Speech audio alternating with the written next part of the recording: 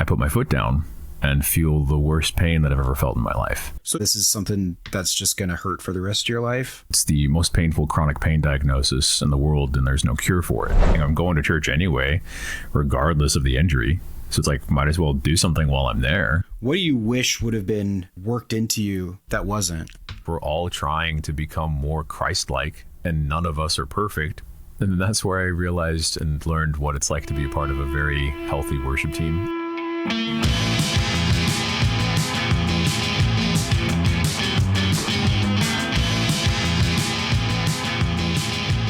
Welcome to Grace and the Gravity. This is the podcast where pastors you don't know from churches you don't attend tell true stories of good news from right here on planet Earth.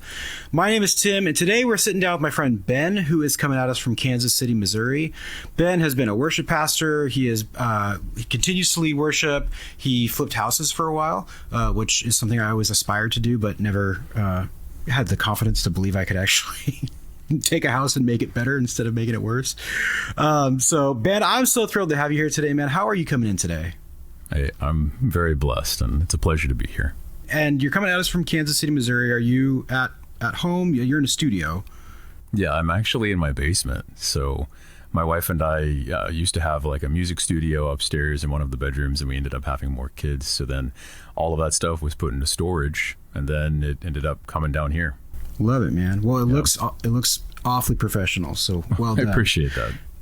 So Ben, I know that you, I know enough about your story to know that you had some plans for your life. You had some things that you had wanted to do and accomplish, and even some things that you maybe sensed God had kind of uniquely equipped you to do.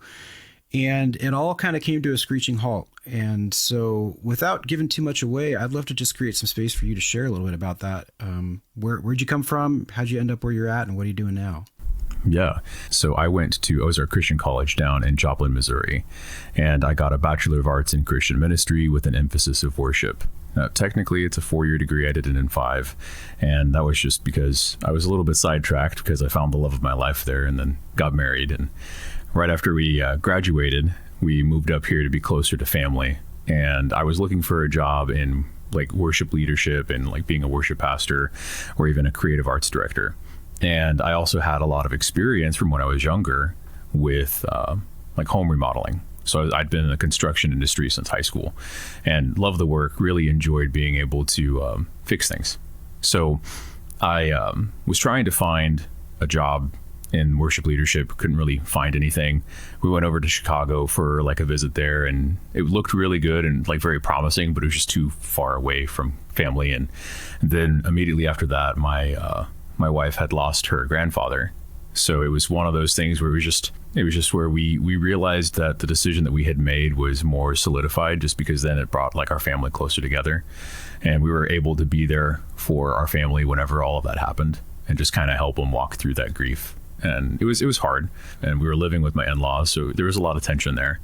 And I got hired at a construction company I applied as a tile installer. They called me and they're like, hey, like, how tall are you? How strong are you? We don't have anything in tile anymore, but we have an opening in granite. Do you want to do that? I was like, yeah. So I went there the same day, had like 4 interviews, took a drug test, passed, had another final interview and got hired on the spot, and was just elated. Went back home, moved me and my wife out of my in-laws' house, moved into an apartment same day. Like it was crazy. Wow. So they took one look at you. They were like, this guy can handle granite. They were like, yeah, he could do this. And you know, I had a whole new world in store for me with that, because I thought it was going to be something entirely different. But while I was doing that job, I was looking at being a worship leader on the weekends, because my life's goal was to learn as much as I could about construction, to be able to flip homes for a living and then be a worship leader on the weekends, because God had given me this ability to sing, and I've taken many years of voice lessons and refined that ability. So I wanted to utilize it to bless other people with it, and then teach people what it actually means to worship, because oftentimes we just think that it's singing, and it's very far from just that. Wait, it's not? Basically, I was under the impression that it's just singing, and only a handful of songs, actually. No. No, it's based off of like, how do we act? Your worship is in your actions, right? And I could go into that, and I'll table that. We can come back to that later. Sure, yeah. But So I had interviewed with this church and got this job and was about to start it. And a coworker and I were out in this morning. We were tearing out an old cultured marble countertop from somebody's house, and they were installing granite there. And we took the cultured marble countertop back to our shop. And after he had finished lunch, I was cleaning out the back of the truck, which was just a big van. We always called it a truck, throwing away some old tiles and a bunch of other stuff, just cleaning it out for our next job. And he comes up to me, he's like, hey, we need to throw away this countertop. So we both pick it up, and there's a 7-foot dumpster to my left. We lift it up overhead, put the countertop onto the dumpster and rotate it. And as we rotate it, my side snaps off and lands onto my left foot. And said some words that I won't repeat here. And not worship, not worshipful at all. And because it hurt really bad. I can imagine. Yeah, I was frustrated by it because my entire life, ever since I was doing anything, I think like my first job, I would shovel manure for a goat farmer. Right, like I'm dating myself a bit there, but I then built fences for that same farmer. Right, and I had never been hurt in work. And then that happened. So I was going through some emotions there. Yeah. And, I did the guy thing, right? You rub some dirt in it. You move on to the next job. I have like a heartbeat in my foot. I'm limping around. I'm done with the day. I go home, take ibuprofen, ice it, elevate it. And then I end up going to bed. And the next morning, I put my foot down and feel the worst pain that I've ever felt in my life.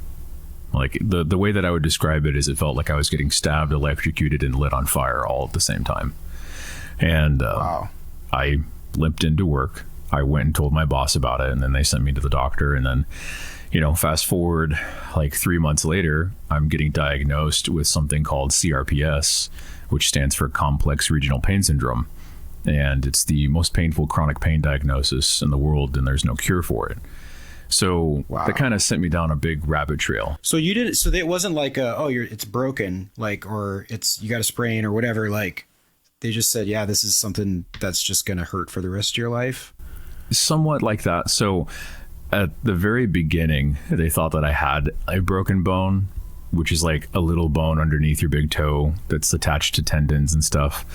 But that actually wasn't broken. And then there was a bunch of different speculation. And I saw like 3 or 4 different doctors at that time. And they were just trying to figure out what was wrong because it just hurt a lot. And I couldn't have people touch it. I couldn't wear a sock. I couldn't wear a shoe.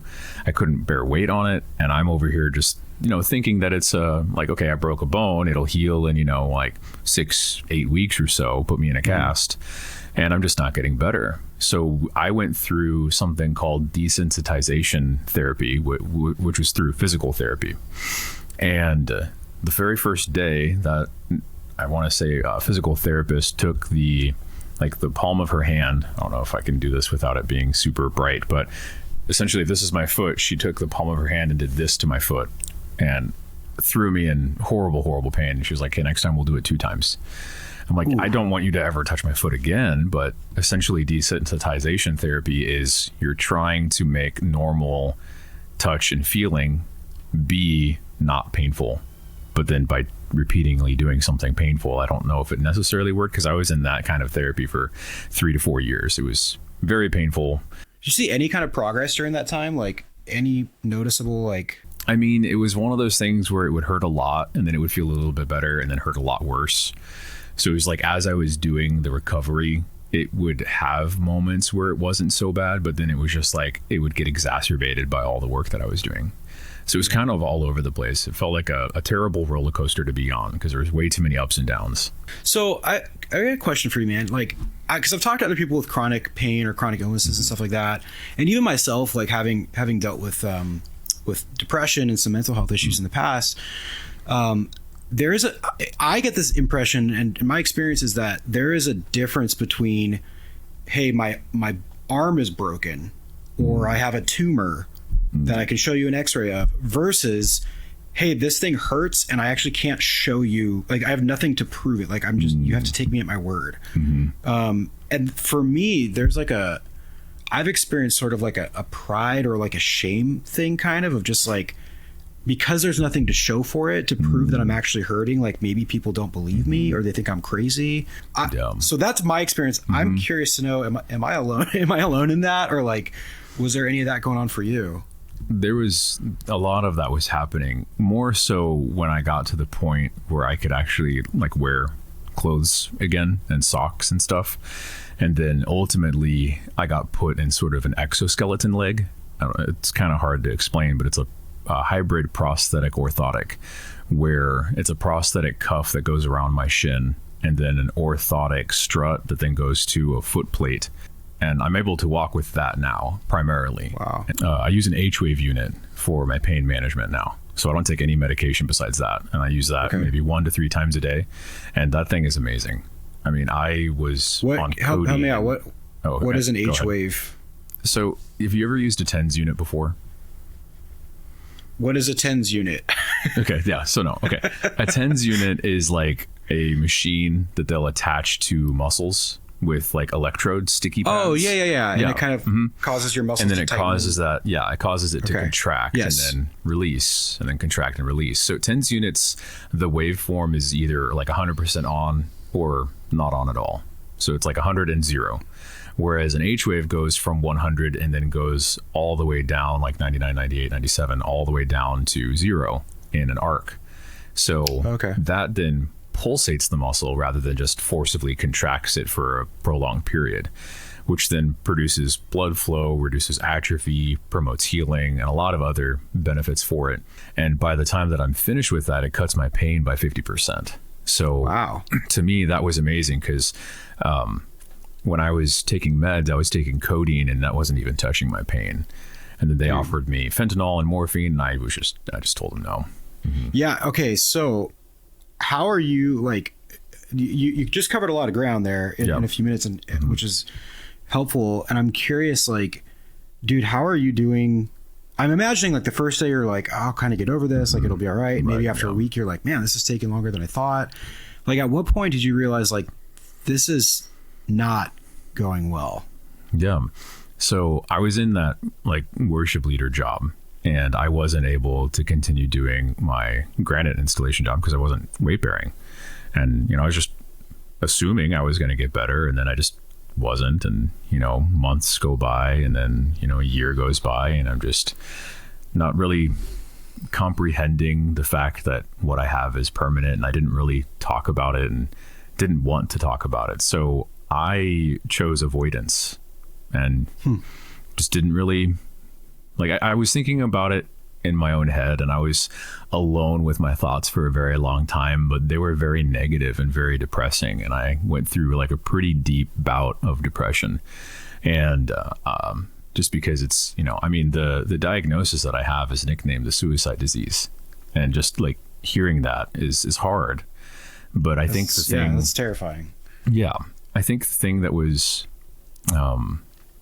the most difficult was whenever I realized that like what I have is not going to go away. Like we were doing a bunch of different like treatments that, there was hope that it would make me better. And then every single one wasn't working.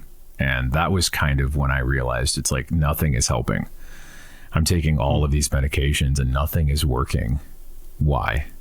And I ultimately then started asking my pain management doctor about that. And then she was just like, well, we could try something else. And I was like, I'd love to get off these meds because I don't even feel like they're helping me. And I was taking probably over 20 different medications a day as like a 25 or 26 year old. And I was just like, I feel like I'm in a 70-year-old's body and I'm miserable and I'm suffering and I just want things to be better. I would love to, be able to go walk and go back and do the job that I loved, which was granite, and not have to be in this reality. But I think when I started accepting it and then my pain management doctor kind of just told me, she's like, hey, let's try putting you on a different diet and just see if that helps. And she put me on the Mediterranean diet, followed it pretty strictly, and was able to get off of a lot of medication. And then I was almost, okay, so this is helping. This is something that I can actually start to like take grasp of and own. So I'm going to then research this and started eating more whole foods, less processed foods. I started seeing a lot of improvement. because my swelling was going down. I was having a bunch of other stuff as far as my symptoms were concerned were reducing, which was good. And I don't really think I had much like pain decrease, but a lot of the other symptoms, because my symptoms were my leg would sweat randomly.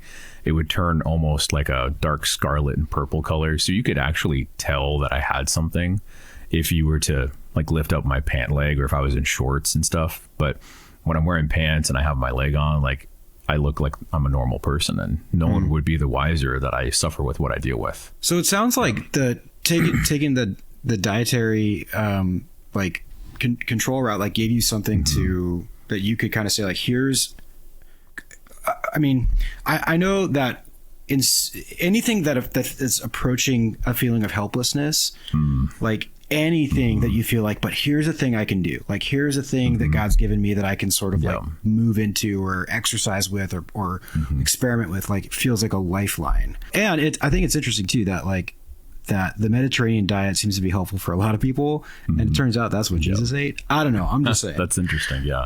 That's cool. So we kind of left the worship and the ministry element to the side for a minute, because you mentioned that you were coming on staff at a church. Yeah. And it sounds like this happened around the same time. Is that right? Yeah, it happened right before my first Sunday there.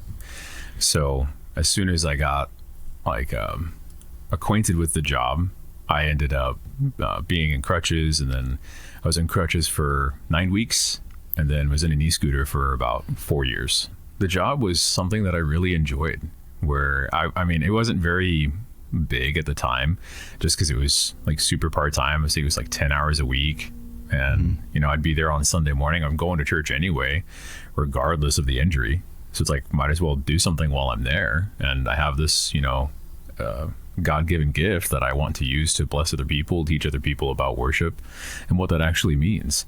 And I really enjoyed being able to kind of set the tone for different weeks. So the pastor would send me whatever he was going to be preaching about on that next Sunday, and then I'd get to go and choose songs that some of them actually fit really well. But it's not like I'm not trying to fit and force songs into his sermons, but I think that it's helpful if we're also focusing the worship on what we're learning about, because we tend to let our walls down a lot more for music than we would a sermon preaching on a Sunday. So essentially, I had a lot of intentionality with how I operated, because I wanted people to, remember, I remember singing that song. Oh yeah, the pastor preached about this specific passage that Sunday, right?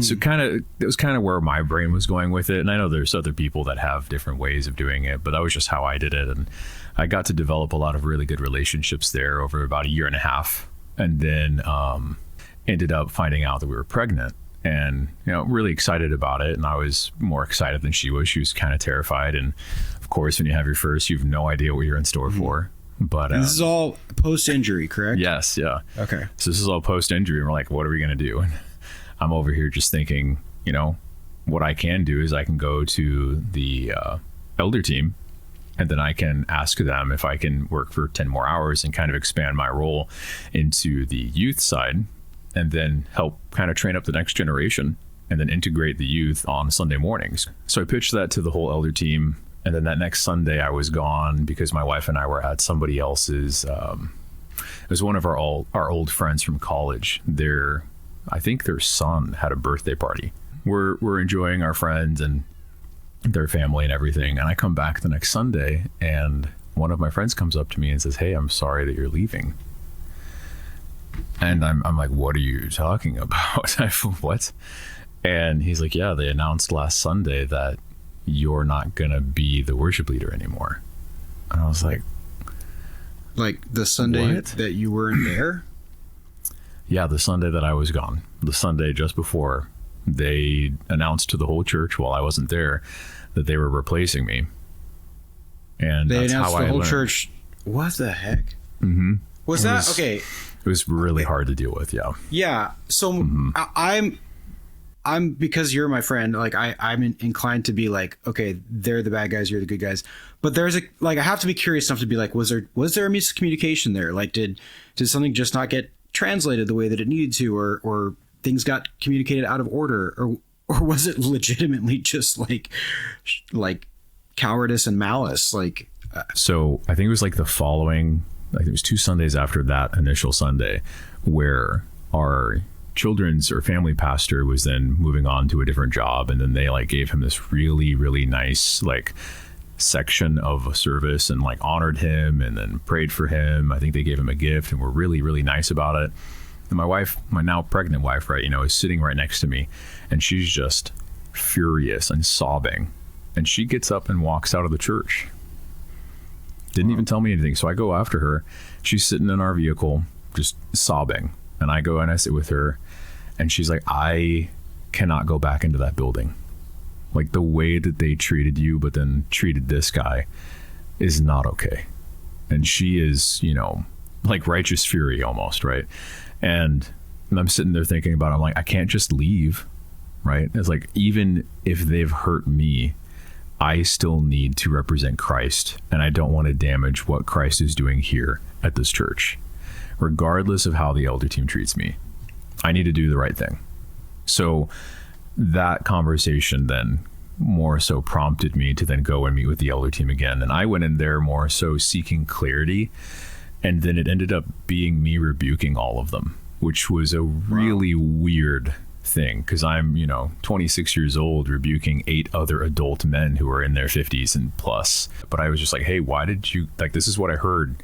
Is this true? And they're like, yes, this is true. We did this. Why did you do this? Well, we thought it would be easier for you to handle. That was their reasoning. And that was when like the rebuking came, because I was just kind of like, you didn't even consult me about that, whether or not that would have been something that I wanted to do. And then that damaged a lot of the relationships that I had built over the last year and a half. And I had to then essentially clean up that mess with a lot of those friendships, because they're like, well, why didn't you tell us? And I'm over here like, I wasn't even told. So there was no way for me to know to tell you. But then, trying to navigate that was just a whole new world that I was completely unprepared for.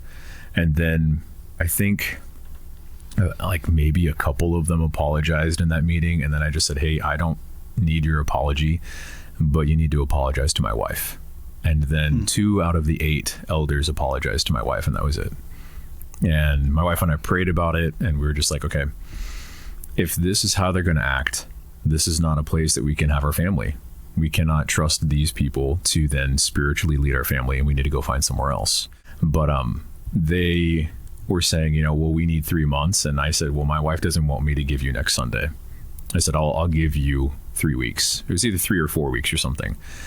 And then the last Sunday, and I didn't really intentionally do this until I think it was on, until I was singing the song, right?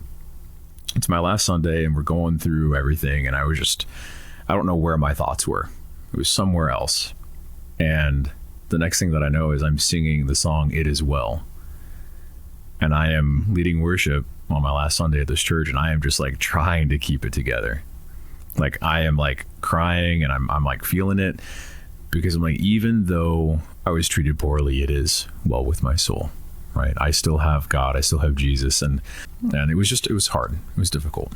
Hey, we'll get right back to the episode, but I wanted to speak briefly to the pastors, the church planners, and the ministry leaders who might be listening. If you're out there, the Activated team exists for you. If you're leading in a church or ministry setting, we want to connect with you. We have a team of coaches, spiritual directors, and trainers, as well as workshops and retreats that we host for people just like you. Our heart is to support you because we know that well-loved leaders lead healthy churches and ministries, and we think that's a good thing. Click the link in the description below to let us know a little bit more about who you are and how we can serve you, and let us love you the way that you love the people you serve. Let's get back to the episode. How is it well with your soul in that situation? Because I can mostly see ways to leave bitter, mostly see ways to, or just to decide, well, now's my turn to deconstruct and walk away from all this. Right. Leave Jesus in the dust. Like, what's going on inside of you that allows you to carry that it is well with my soul posture? Yeah. So I think that there's like, you could look at it in 2 different ways. There would be the way that man would say is acceptable to respond in that kind of a situation. which would be to lash out, be frustrated, be angry. And I had those. But two, there's the other part of it, which is God's way, which is to forgive. And I had to do that. And it was hard, but it was also very freeing when I was able to do that. And I don't know if it was necessarily immediate. I think it took some time, but I just had that sense of like peace about it, where okay, this is the way that they acted. I was able to see more of their real, like their true colors. And it helped me understand that this is just not the right place for me to raise a family. We ended up landing at a church, and I was, emailing a bunch of different churches, like if anybody needed any sort of worship leader, if they had any job openings there, and no one was really biting. So the church that we landed at, I was there for maybe 6 months, and then that worship leader left, and they had like an interim worship leader guy, and they were looking for people. And then I kind of went and approached the leadership and started talking with them about it, and then ended up kind of being on like a rotation of like serving as a worship leader. And then that pastor ended up leaving. And then there was a lot of strife between me and this other co-leader, which was just kind of difficult to deal with. And whenever that like head pastor was leaving, the elder team was kind of like, hey, we just kind of want to keep things the same while we're looking for another lead pastor. And he came to me, he was like, do you think that is sustainable in your co-leadership? And I was like, no. Like, there needs to be one person that's like, this is the way that it is. This is what we're going to do. We're going to keep things the same, and we're going to do that until they find the next person. So that was my job. Now, with the co-leader, were you guys disagreeing on like stylistic grounds, on like deeper, like maybe more theological grounds? Like what was the tension? It was both. So it was the stylistic things, is like there were, and of course this is so true among every single person. We all have our own opinions, and we all want to sing our favorite worship songs on a Sunday morning, right? Mm-hmm. The dynamic was just not sustainable, because there were, he wanted to do, songs that he wanted to do, but the elder team's like, hey, we need to have it be the same. So if we're going to have to make it be the same, we can't just start pulling in all these brand new songs and teaching them to everybody. That's not going to feel the same. Mm-hmm. And that was more so what I was told. And then I was doing my best to then honor that. And, I was getting tons of pushback by this other co-leader about that. And there was another thing where he wanted to sing songs that weren't necessarily theologically sound. And, okay. I would go through the lyrics with him and just say, like, this is why we're not going to sing this, because of this reason.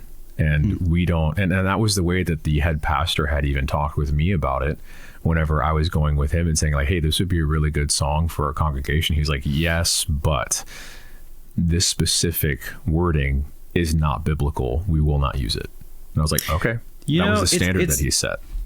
That's interesting to hear, man, because I think like when you first hear that, I can feel almost a temptation within myself to be like, come on, man, like, what's the big deal? Like, you're not singing about pagan gods or whatever, like, just get over it. However, going back to what you said earlier about like the way that we let our guard down when we worship through song. Exactly. There is something like uniquely spiritual that happens there that almost like requires a greater sense of guardedness and yes. and care in the things that we sing. If we're inculcating into our memory almost like on a bodily level, because you memorize songs like, and it's not just, it's like a whole like feeling you have inside of you.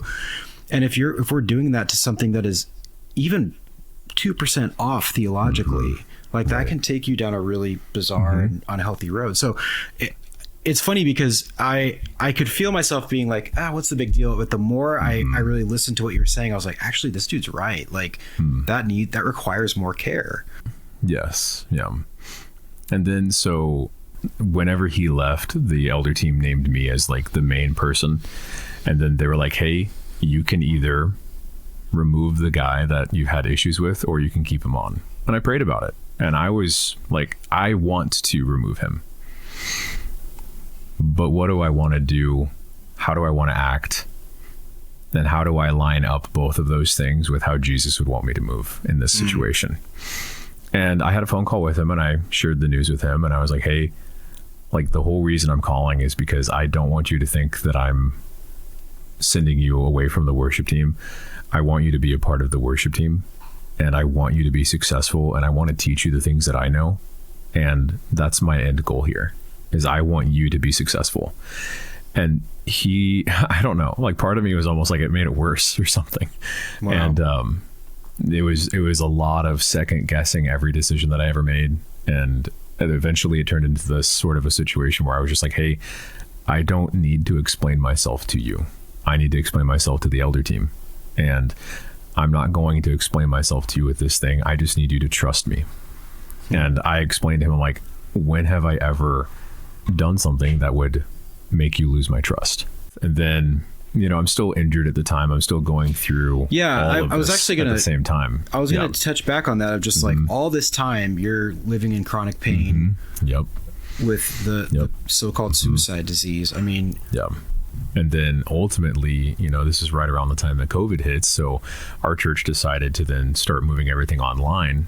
I was kind of faced with a really difficult decision on, do I, continue to do what I'm doing here? Do I continue to do what I'm doing with this ex-co-leader of mine? And I ended up just having a conversation with him. And I was like, hey, I don't know what I've done to you. I don't know why there's this animosity, but it needs to change or something's got to give. And then he admitted to me, he's like, I've coveted you since the day that you've walked in here. Like, wow. I wanted the job that you got. I could do a better job at it than you. And I was like, okay, I understand where you're coming from. And he felt like he was owed the position. So I went away from that conversation and prayed about it. And I'm like, do I need this in my life right now while I'm trying to navigate all of this other stuff? So it was just kind of, I'm going through it's like an onion, right? I'm going through all these different layers of trying to navigate all these different things at the same time. And it stinks and you cry a lot. Yeah, that's a great way to put it, actually. That's a fantastic analogy. So I ultimately ended up, with praying through everything, I ended up just saying, okay, I just need to leave. That was my end decision there. So, and it was hard. And I, talked with my wife about it. We prayed about it a lot. And we're just like, it is just not worth it anymore.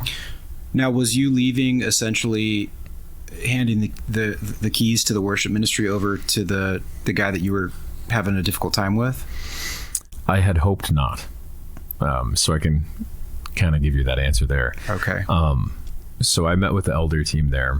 I kind of explained everything, and I was just like, I've prayed about this so much, and this is just where my family has made this decision, is this, that I can't keep doing this, not in my physical state. I'm not sleeping well.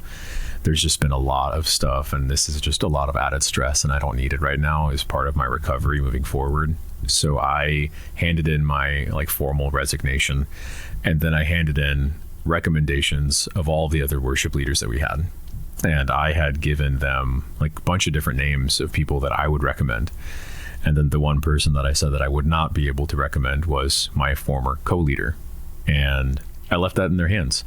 And I prayed about that decision. And it was kind of, I was hoping that they were going to make a good decision. I had explained to them everything that had happened between me and that other co-leader. And they ended up making him the worship leader. And that was really difficult. Why was that hard for you? I think it was hard because they made that decision after knowing how he had treated me, after he had coveted, which is something we're called not to do. And between how he handled a lot of those situations and then being up on stage and leading people in worship when he himself isn't acting in a worshipful manner, to me was just very hypocritical, I would say, is the way where I came from it. And it was hard and very difficult. And my wife and I had to have lots of conversations about that. I was grateful to not have to worry about it anymore, but it was also hard to let go of it at the same time.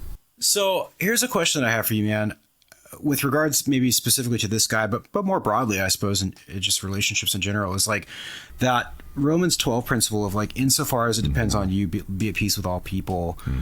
How do you know when you've gone the full length of insofar as it depends on you? So like with this guy, for example, where you guys had disagreements and ultimately he ended up taking the role that you left behind. What's required for you to have peace in your heart? That's like, I have done everything on my end to make peace possible. And if there's no peace, it's not because I didn't make room for it. Yeah. If I have made that effort to create peace and to be kind to him, even when he hasn't been towards me, and I'm choosing to love on him and support him and help encourage him, and none of it is ever accepted or received, I can't really do much more than that. I mean, I'm not going to start treating him any differently, and I never treated him differently the entire time that I was there. I stood by what I said, is I wanted to see him be successful. And then, a few months after that, the new head pastor came to me and he's like, yeah, this guy's exhausted. And I was like, that's what I was trying to help prevent. And I didn't really, do much there, because my wife and I at that point, we had talked about it and we had decided to move onwards and move to a different church.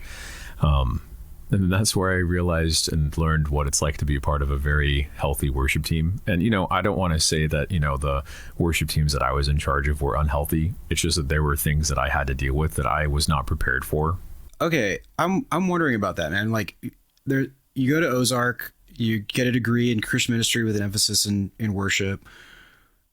And then you spent your first 2 ministry roles, you spend feeling like you're dealing with stuff that you were ill prepared for. What do you feel like was missing? What do you wish would have been sort of worked into you that wasn't? No, and I've thought about that and I have an answer. So I wish that there would have been more like hands-on experience that I would have gained. I wish that a part of that sort of program, and I don't want to ever speak ill of that institution, they're very good at what they do, but I wish that there would have been more like real world experience where they plug you into a local church, or they're talking with different churches there, and they're like, hey, I have a Sunday that our worship leader's out, can we have one of your students come and lead worship for us, to then gain that real world experience? Because that would have been more helpful, because it would have taught me more about how to deal with those. Of course, you'd run into interpersonal conflict, right? Because you're dealing with other people, but that's just the way that ministry is. You're going to, jive really well with people, and then you're going to clash with other people. And then how do you navigate those? That's just the way that the world is. We're all trying to become more Christ-like, and none of us are perfect. We're all trying to be like somebody who is perfect, and we will always fall short of that. And I think when we start to understand that, it makes it a little bit easier, but it's not at the same time, because it's difficult when you're going through it. But when you're looking back on it, I was like, oh yeah, that wasn't that bad. And then I'm like, no, okay, it was pretty bad. And I was, able to, I like to refer to it as I could put on a mask at church and nobody would have known that I was in pain. Right. Do you think that's true just of a lot of people in ministry in general? Oh, yes. Yeah. I would say so. I think that we've sort of normalized that you have to be okay when you're at church. I think that it's way better to be there and to just be honest with people. Like I've started quoting I haven't coined this, someone did, I don't know who, but honesty is the best policy, and utilizing that when we're around other people. Because when you're there at the church, like, what's the point, right? The point is to be there to learn about God, about Jesus, and then to also care for each other. And we can't care for people if people don't tell us what they're going through or are honest about how they're feeling. Yeah. It's like making a doctor's appointment, and then the doctor's like, what's the matter? And you're like, no, I'm fine. No. Everything's good. I just made the appointment. What are you doing yearly here? Thing, yeah. And then I more so saw that. I want to say like fleshed out in this new church that we were in, just because it was something that I was very unprepared for.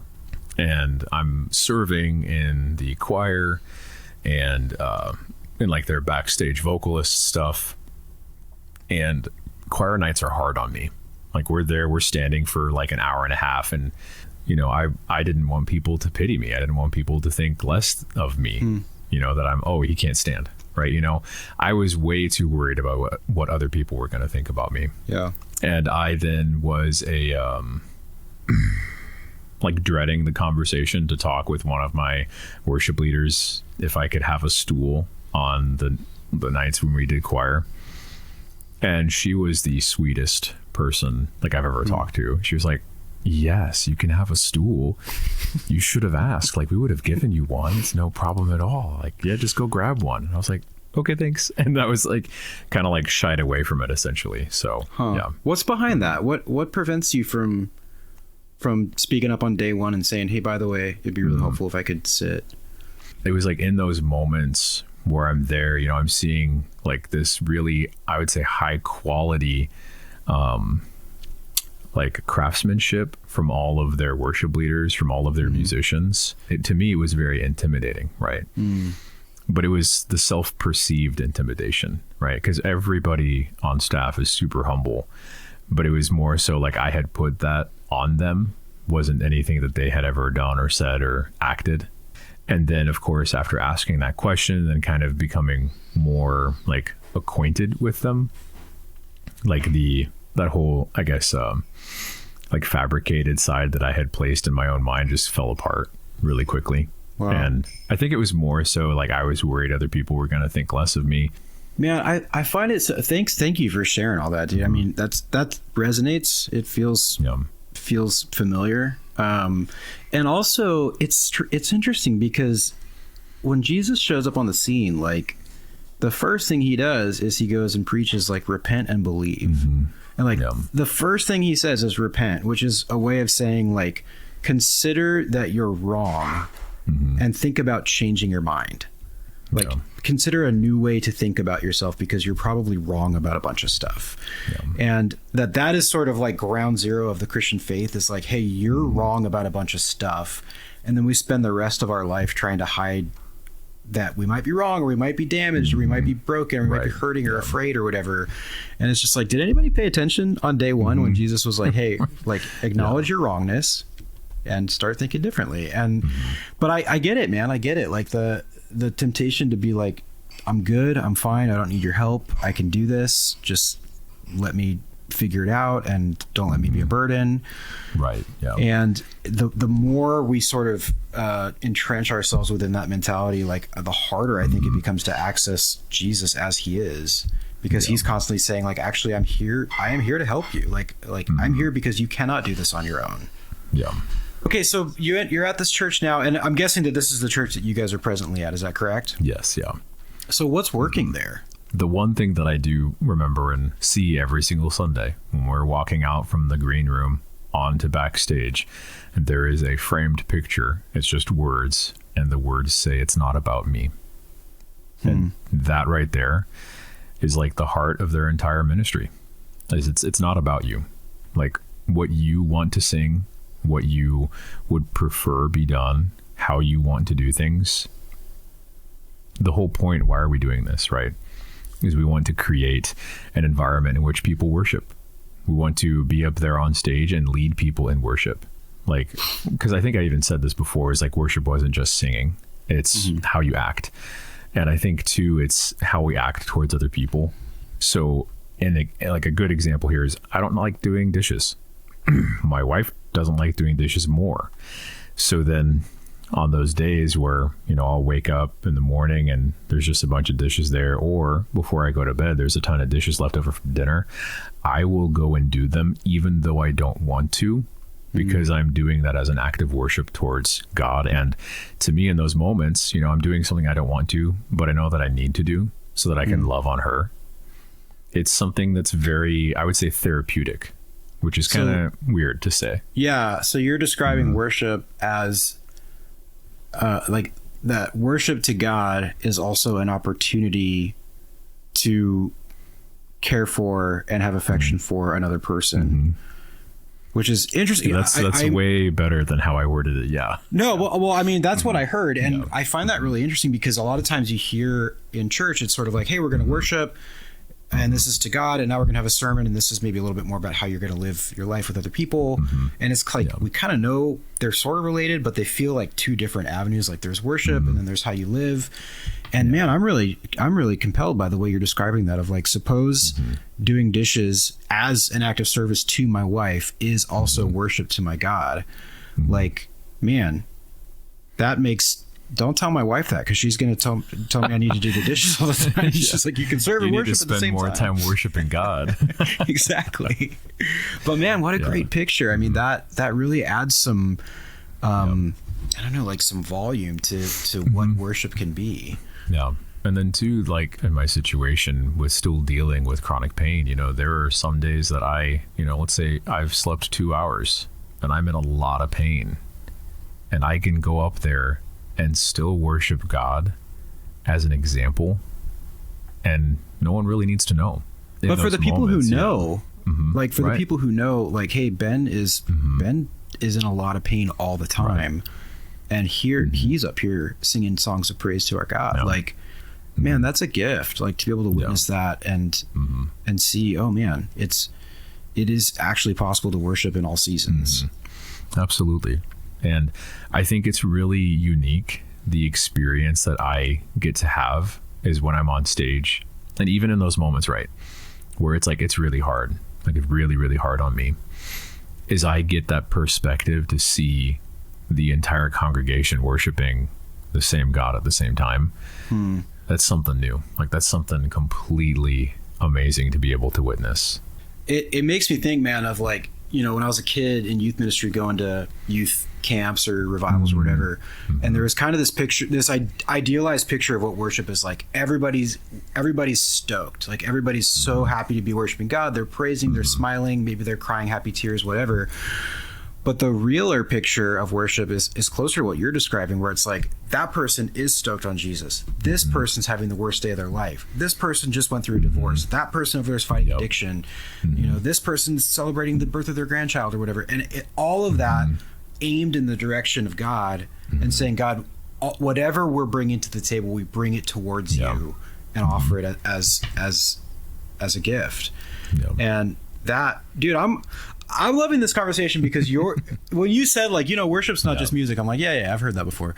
But you're actually like, you're forcing me to rethink some of the ways that I intuit what worship is. And that's like, that's hard to do, because I've been in and around the church for a while. So you've got some, I mean, you've been through the ringer, man, for sure. And yet, like, the stuff that you're coming out of that with, or that God has sort of like used that to work into you, is rich, dude. Like, it's, and the other thing is, I'm not sure that stuff can be acquired any other way.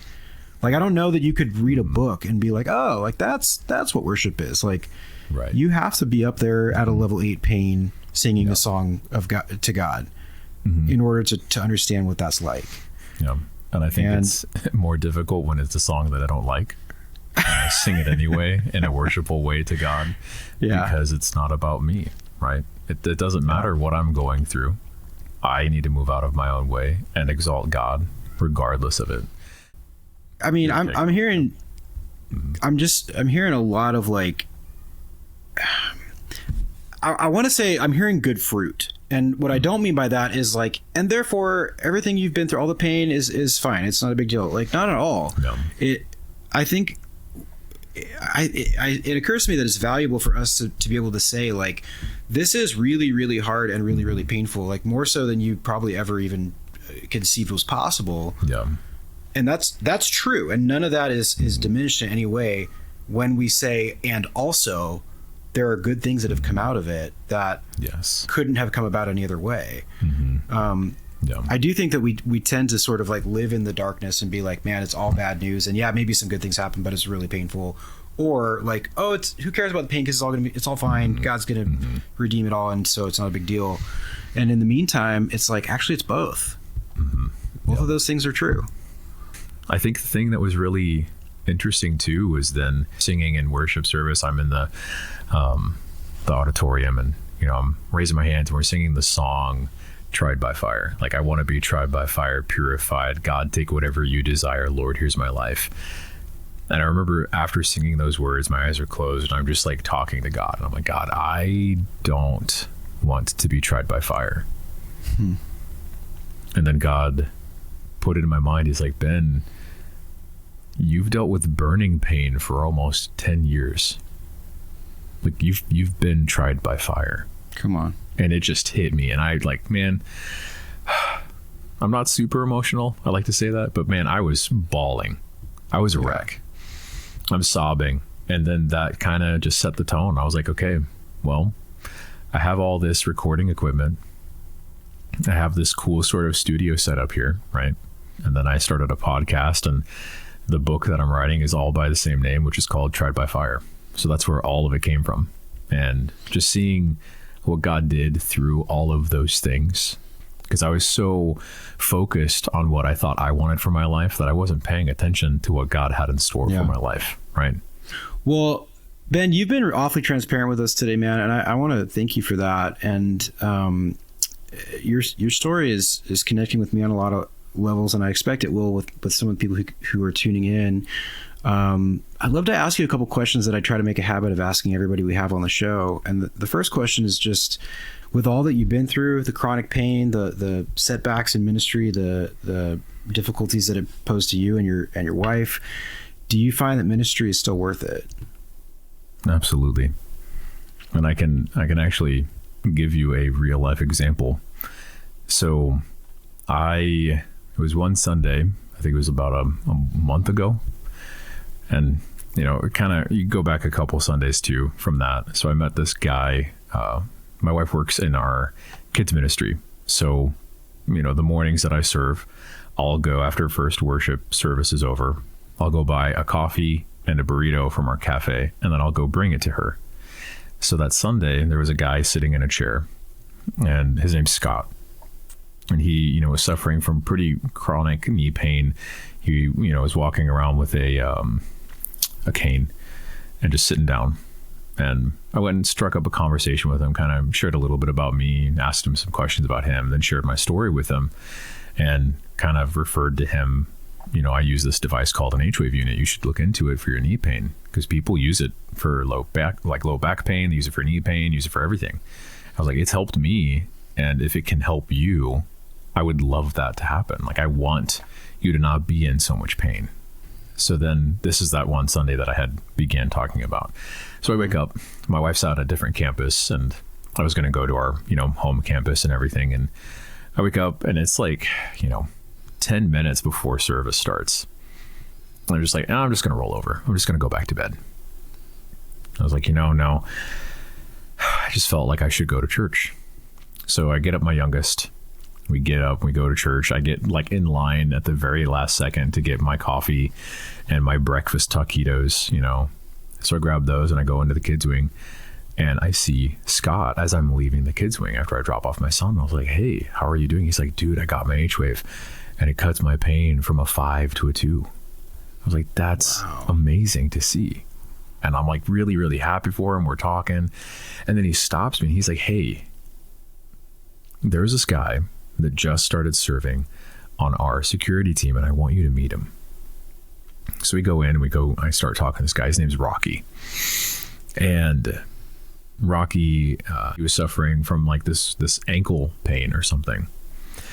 And I shared my story with him, and he was like, they thought that I had CRPS. And he had shared with me that the night before he met me, he had prayed to God to ask to meet somebody that's championed chronic pain. And then he looked at me and was like, you are the answer to that prayer. Wow. And I'm just like, okay, dude, if that doesn't make a grown man cry, what doesn't? Yeah, dude. And being able to just stand there and be like, dude, God is so good regardless of my pain. And then for them to be like, yeah, I agree with you, because you understand what it's like. You've gone through what I've gone through. And then the thing that really hit me hard was a week or two after that, he sends me this text and he's like, dude, I'm going back through some of this old paperwork and I have the same diagnosis. So he has CRPS in his foot too. And, he's going through the ringer. He's going through all these different things of what do we do? How do I even navigate comprehending this diagnosis? And then I get to be the person for him that I wish that I had when I went through that. Wow. And then I get to see God's hand in that. And sorry to get so emotional, but no, it's good. I asked this question a long time ago, where it's like, God, why did this stuff happen? like, why did I have to deal with this like really bad chronic pain diagnosis?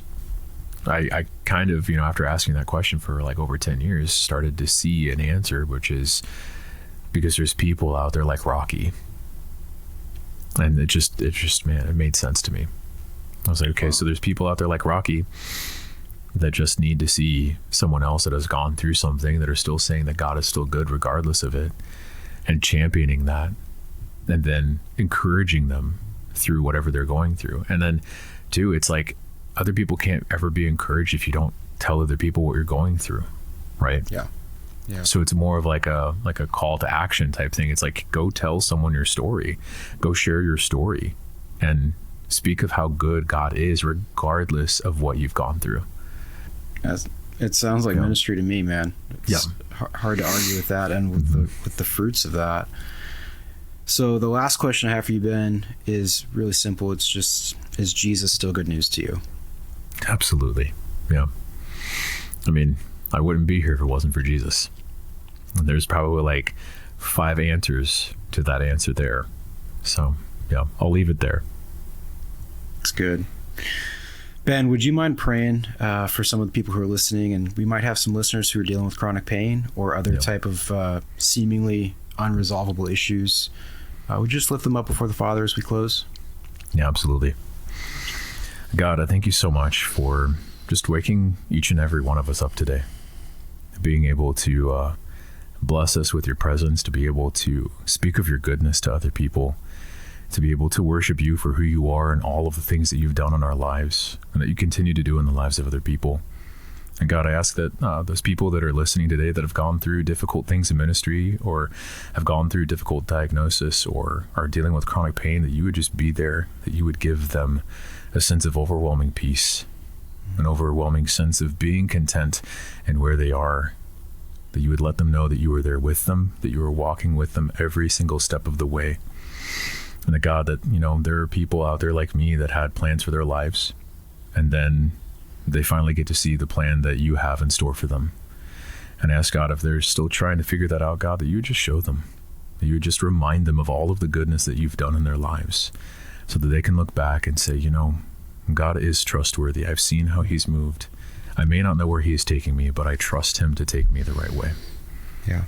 I ask all this in Jesus' name. Amen. Amen. Ben, thank you so much, man. Really appreciate you sharing your story with us. Where can people keep up with what you're doing now? Yeah, so I'm on Instagram at Benjamin Buckland Official. I think it's all one word. And then I'm on Facebook, Benjamin Buckland, or you can look up a Facebook group called the Tried by Fire podcast, and that's where I'm at. And I post on there once a week, and then I'll be posting different like book updates as it gets written. And then hopefully it'll be published by November. We'll see. That's awesome. The goal. Trying to hold myself to that. Yeah. And the Tried by Fire podcast is available on Spotify, YouTube, everywhere. Awesome. Yeah. Cool. We'll put some links in the show notes.